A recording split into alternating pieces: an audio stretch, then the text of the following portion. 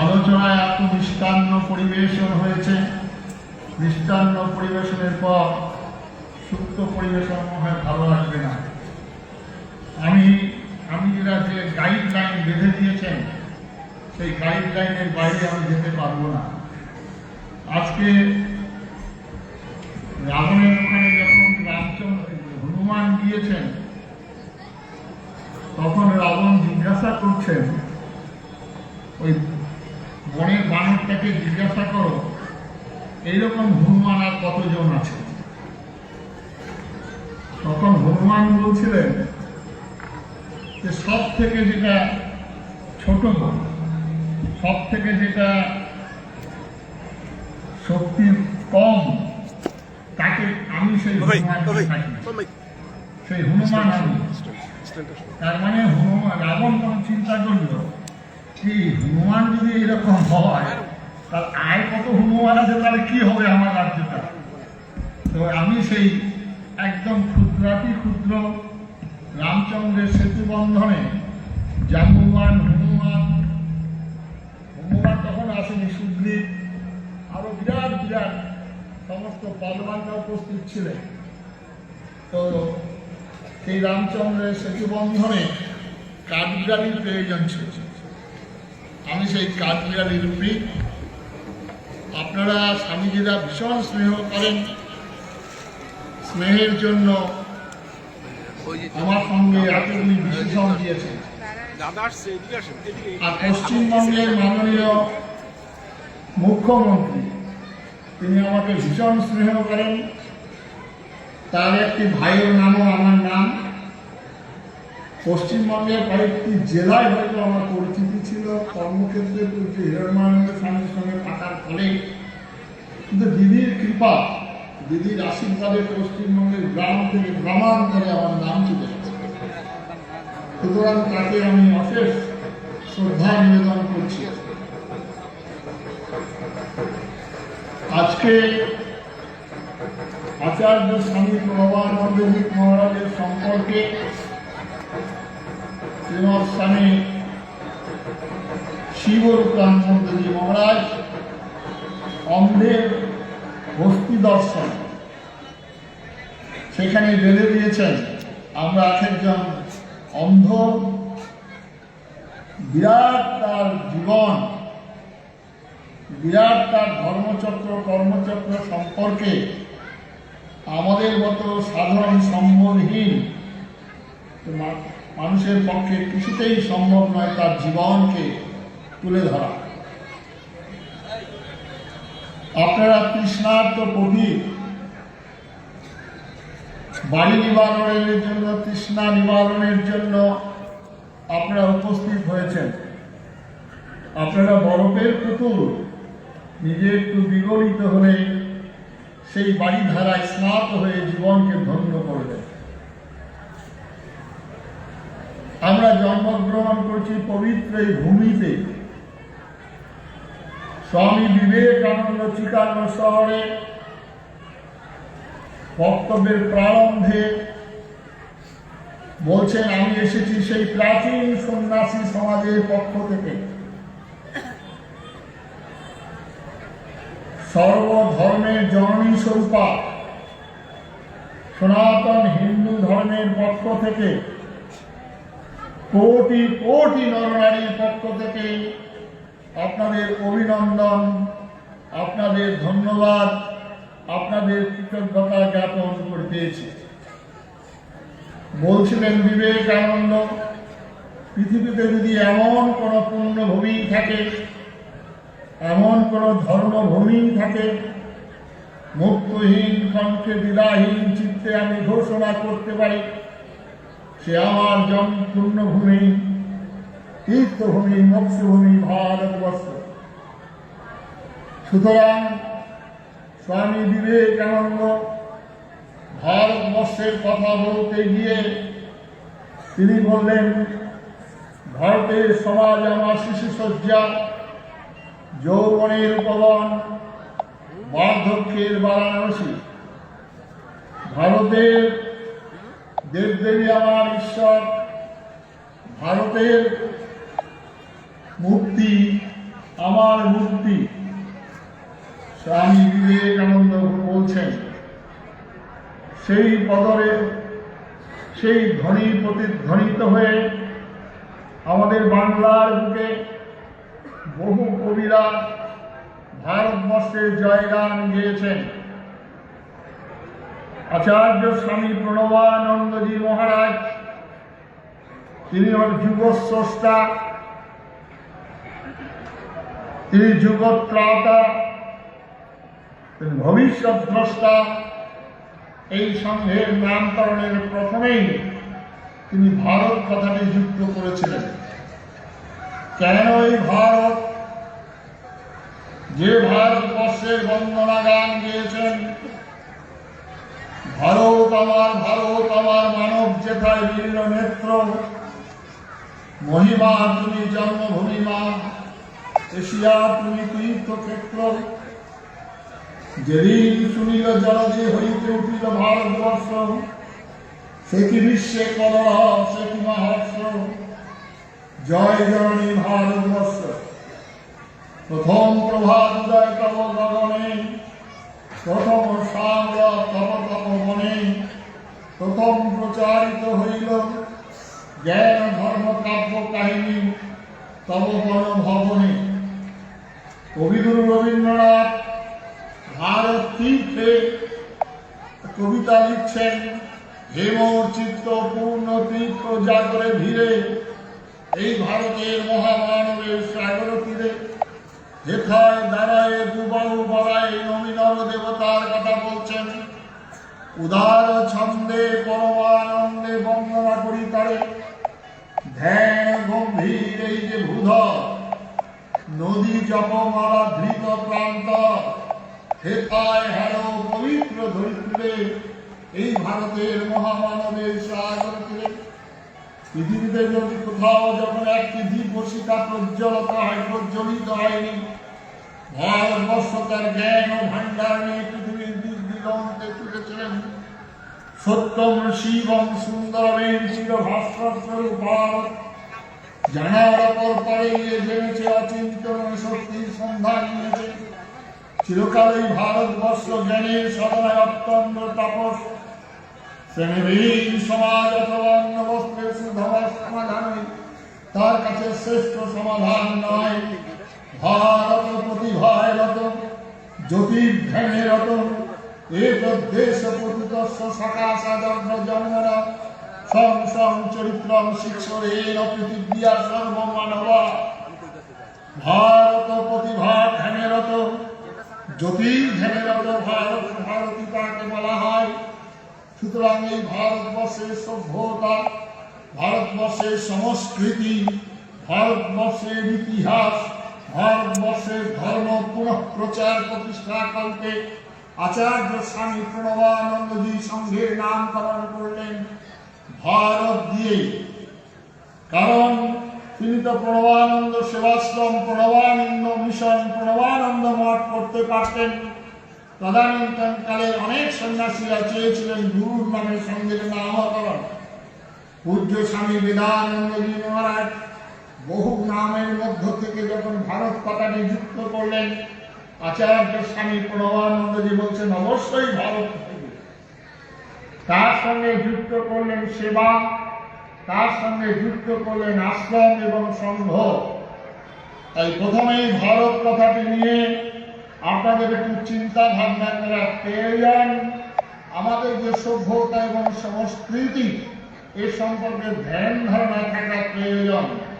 কারণ ভারতবর্ষের সভ্যতাই একমাত্র সভ্যতা।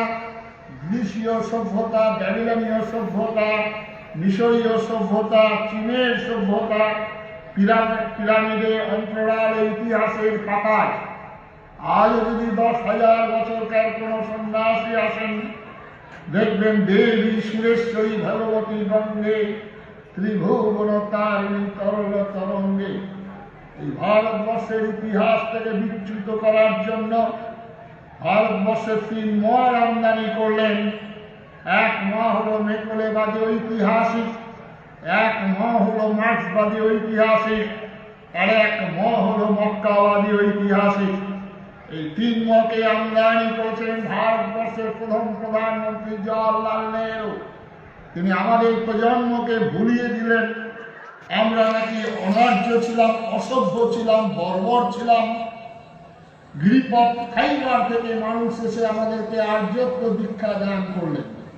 ডক্টর রমেশ চন্দ্র মজুমদার, যদুনাথ সরকার, ঋষি অরবিন্দ, স্বামী বিবেকানন্দ, আচার্য স্বামী প্রণবানন্দজি মহারাজ তারা ভারতবর্ষের সভ্যতা সম্পর্কে নানাভাবে ব্যক্ত করেছেন।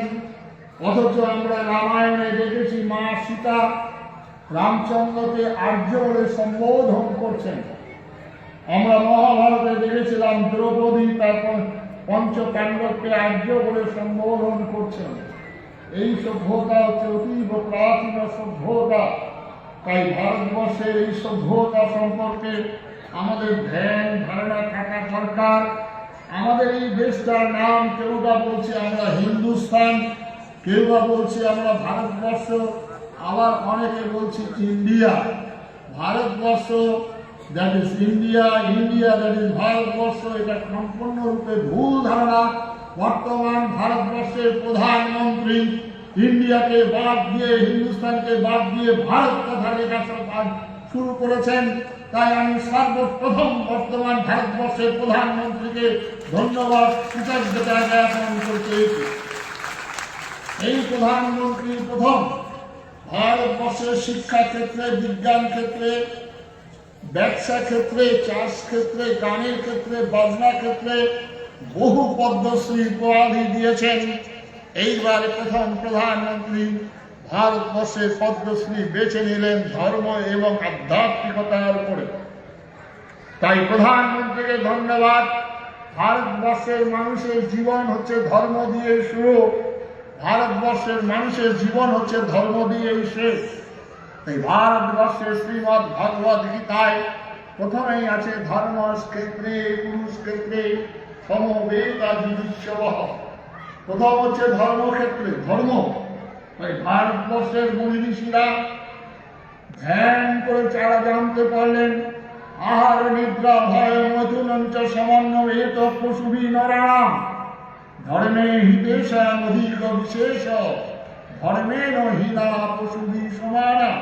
আহার নিদ্রা ভয় মৈথুন সমস্ত মানুষের মধ্যে, জীবজন্তুর মধ্যে আছে, শুধু আমাদের মধ্যেও একই জিনিস আছে। তার পশু পাখির সঙ্গে জীব মানুষের তফাৎ কোথায় হলো? আমাদের মনে ঋষিরা বললেন ধর্মেণ হীনা পশুভি সমানা, ধর্মহীন হয়ে মানুষ পশুর সমান। সেই ধর্মটা কি? পূজ্যপাদ স্বামীজিরা অনেক ব্যাখ্যা করেছেন। আমি তো বসে বসে ভাবছিলাম অভিমন্যুর মতো আমার অবস্থা। চতুর্দিক থেকে সপ্তরূপী ঘিরে আক্রমণ করেছেন। অভিমন্যু চক্রব্যূহ ভেদ করে প্রবেশ করতে পেরেছিলেন, কিন্তু বাইরে আসতে পারেননি, কারণ তার মা ঘুমিয়ে পড়েছিল। তাই আজকে আমার অভিমন্যুর মতো অবস্থা, আমার মা ঘুমিয়ে পড়েছিলেন। তাই আমি চক্রব্যূহ যেভাবে স্বামীজিরা বিঁধেছেন, আর সেখান থেকে বের হওয়ার আশা করি আমার ক্ষমতা নেই। তাই এই চক্রব্যূহের মধ্যে প্রবেশ করে এখন দেখি কোন দিক দিয়ে বেরোনো যায়, চিন্তা করছিলাম সেটাই। তাই ভারতবর্ষে এই সভ্যতা সম্পর্কে আমাদের ধ্যান ধারণা, ধর্ম হচ্ছে আমাদের জীবনের শুরু। তাই আমাদের মধ্যে পশু পাখির গর্ভে যেসব সন্তানরা জন্ম করেন, কুকুরের পেটে কুকুর হয়ে জন্ম নেয়, বাঘের পেটে বাঘের বাচ্চা হয়ে জন্ম নেয়, তাদের বলতে হয় না তুমি কুকুরের বাচ্চা, বাঘের বাচ্চা, বিড়ালের বাচ্চা, শিয়ালের বাচ্চা। তাহলে আপনারা যারা এখানে বসে আছেন প্রত্যেকেই মানুষ। তাহলে আপনাদের ঘরে যে সন্তান জন্মগ্রহণ করবে তাহলে সেটা কি হবে? আপনারা বলুন মায়েরা, মানুষই হবে। বাবার আশীর্বাদ নেবেন, একটু যুক্ত হবেন, তাহলে মাতৃপিতৃযজ্ঞ সমাধান হবে। এই পিতৃমাতৃযজ্ঞের কথা আমাদের শাস্ত্রে বলা হচ্ছে। সুতরাং আমাদের যারা গৃহস্থ আশ্রমে যারা মাতা পিতা আছেন, আপনারা আপনাদের জীবনযাত্রাকেও একটু পরিবর্তন করার চেষ্টা করবেন, যাতে আপনাদের ঘরের সন্তানরা আপনাদের দেখে কিছু শিক্ষা লাভ করেন। সেটাই আমাদের গারস্থ আন্দোলন করেছিলেন, এই জন্যই আচার্য স্বামী প্রণবানন্দজি মহারাজ। সুতরাং এই গারস্থ আন্দোলনে হিন্দু মিলন মন্দিরের সঙ্গে যুক্ত হয়ে গেছেন। তাই আপনারা যারা এখানে আছেন সংসারী মানুষ, ভক্ত মানুষ, গৃহী মানুষ, আপনারা প্রত্যেকের বাড়িতে গিয়ে বৌমারাও শাশুড়িকে শ্বশুরকে প্রণাম করবেন, কারণ আপনিও একদিন শাশুড়ি হবেন। তখন এটা মনে থাকবে, যেমন কর্ম করবেন তেমনি ফল ভোগ করবেন। সেটাই আজকে পরিণত হয়েছে আমাদের সমাজ সংসারে। তাহলে আমাদের আশ্রম, তারপরে হচ্ছে আমাদের বানপ্রস্থ এবং সন্ন্যাস। এই সন্ন্যাস প্রথা শঙ্করাচার্য এবং স্বামী বিবেকানন্দ প্রবলভাবে আমাদের মধ্যে এসেছে। এখন যেসব সন্ন্যাস দেখছেন, এটা সেই সন্ন্যাস। সুতরাং এই আশ্রম কথাটি যুক্ত করেছেন। আশ্রম আমাদের ভারত সেবাশ্রম সংঘে এই আশ্রম কথাটির সঙ্গে এখানে আদিদৈবিক, আদিভৌতিক, আধ্যাত্মিক 3 প্রকার সেবা। এই যে কর্মক্ষেত্র হয়েছে 3 প্রকার সেবাই রয়েছে ভারত সেবাশ্রম সংঘ থেকে একদল সন্ন্যাসী, তারা যেমন আধ্যাত্মিক ধর্ম প্রচার প্রসারের সঙ্গে যুক্ত আছেন। আরেক দল সন্ন্যাসী বন্যা, ভূমিকম্প, দুর্ভিক্ষের সময় যুক্ত আছেন। আরেক দল সন্ন্যাসী গুরু দীক্ষা দান করে আদি ভৌতিকের কাজ করছেন, আদি দৈবিকের কাজ করছেন। সুতরাং আচার্য স্বামী প্রণবানন্দজি মহারাজের আশ্রম সার্থক রূপ দান করেছেন। তাই তাকে জগৎস্রষ্টা, জগৎপ্রাতা বলছি। এরপরেই তিনি সংঘ রচনা করলেন। সংঘ শক্তি কলৌযুগে তিনি বলছেন, আমার সঙ্গ দ্বিতীয় বুদ্ধের সঙ্গ, চৈতন্য মহাপ্রভুর প্রেম, শঙ্করাচার্যের জ্ঞান আর বুদ্ধদেবের ত্যাগ। এই নিয়ে হচ্ছেন ভারত সেবাশ্রম সংঘ। যেমন জ্ঞান ও সাধক, আপনারা দেখলেন কিছুক্ষণ আগেই যে সাধকরা, স্বামীজিরা জ্ঞানের কথা বলছিলেন। এই জ্ঞান আমাদের বিতরণ করছেন। আমাদের আবার স্বামী সাধনানন্দ, আমাদের চিন্ময়ানন্দ, এরা কর্মযোগের সঙ্গে যুক্ত হয়ে তারা প্রেম দান করছেন। বহুরূপের সম্মুখে তোমার ছাড়ি কোথা, তুমিছি ঈশ্বর, জীবে প্রেম করে এইজন সেইজন সেবিত ঈশ্বর। আবার আমাদের হিন্দু মিলন মন্দির সংগঠন, সংঘবদ্ধতা, সেখানে সংঘবদ্ধতার কথা বলা হয়েছে, সংঘ নির্মাণের কথা বলা হয়েছে। 1-এর রাতি 10-এর বোঝা, তাই ক্লাব, তাই বিভিন্ন সংঘ। ভারতবর্ষ বহুদিন যাবৎ সংঘের চিন্তাধারা ভুলে গিয়েছিলেন, তাই আচার্য স্বামী প্রণবানন্দজি মহারাজ সংঘ স্থাপন করেছেন। সুতরাং আপনারা ভারত সেবাশ্রম সংঘের সঙ্গে যুক্ত হয়ে, কর্মের সঙ্গে যুক্ত হয়ে নিজেকে ভারতীয় বলে প্রচার করে, ভারতীয় বলে গর্ব অনুভব করা, অস্মিতা, আপনাদের ছোট ছোট ঘরের বাচ্চাদের ভারতবর্ষের সভ্যতা সংস্কৃতি সম্পর্কে একটু সচেতন করাবেন। সবসময় ইংরেজিতে ট্রান্সলেট করতে যাবেন না। এই ইংরেজিতে ট্রান্সলেট করে ধর্মটা ইংরেজিতে ট্রান্সলেট করলে রিলিজিয়ান হয়, সেটা মারাত্মক ভুল হবে। রিলিজিয়ানের শব্দের অর্থ আলাদা, মত করে উপাসনা করা। তাই ধর্মকে ইংরেজিতে ট্রান্সলেট করতে গেলে DHA করতে হবে। ভারত কখনো ইন্ডিয়া হবে না। ভারত বানান লিখতে গেলে DHARAT ভারত করতে হবে। বিবাহ কখনো ম্যারেজ করলে চলবে না। ম্যারেজ হলো সামটাইম লিভ। বিবাহ মানে একটা বিশেষভাবে বহন করাকে বলা হয় বিবাহ, একটা অর্ধাঙ্গিনী সহধর্মিনী বিবাহ। সুতরাং বিবাহকে ম্যারেজ করলে হবে না। তাই সবসময় ইংরেজিতে ট্রান্সলেট করলে আমাদের বিপজ্জনক অবস্থা হবে। তাই যদি আমাদের ভারতবর্ষে যদি বিশ্বাস করবেন না, কিন্তু বাস্তববাদী হতে যাবেন। তাই তো রামচন্দ্র ওখানে বসে মন্ত্র উচ্চারণ করতেন, আলবিস তালবিস টিকামানের বয়াদিস ভেড়া মাছ খাস না, বাপতলা চাষ না, তো সঙ্গে সঙ্গে রাবণ ধ্বংস হয়ে যেত। অবস্থ তাকে সংগঠন করতে হয়েছে, তাকে শক্তি অর্জন করতে হয়েছে। সেই শক্তি অর্জন করে রাবণের বিরুদ্ধে লড়াই করতে হয়েছে। তার ভাইকে শক্তিশালী করতে হয়েছে, খড় দূষণ মারিচ তাদেরকে হত্যা করতে হয়েছে রাবণকে। এর শিক্ষা আমাদের রামায়ণ থেকে গ্রহণ করতে হবে। তার পরবর্তীকালে আমরা ভগবান কৃষ্ণকে যাব। কৃষ্ণ তিনি গীতাতে পরিষ্কার কথা বলেছেন যে পরিত্রাণায় সাধনাং বিনাশায় দুষ্কৃতাং, বিনাশ কথাটা ব্যবহার করেছেন। কিসের জন্য তিনি আসেন? তিনি কি কীর্তনের জন্য আসেন? তিনি কি ভাগবত পাঠের জন্য আসেন? তিনি কি লীলা কীর্তনের জন্য আসেন? 3টি কাজের জন্য তিনি আসেন। পরিত্রাণায় সাধনাং বিনাশায় দুষ্কৃতাং, ধর্ম সংস্থাপনার্থায় সম্ভবামি। যুগে যুগে এই 3টি কাজের জন্য তার আবির্ভাব। ভগবান কৃষ্ণ জন্মগ্রহণ করার পর তিনি প্রথম বধ করছেন পুতনাকে, তারপরে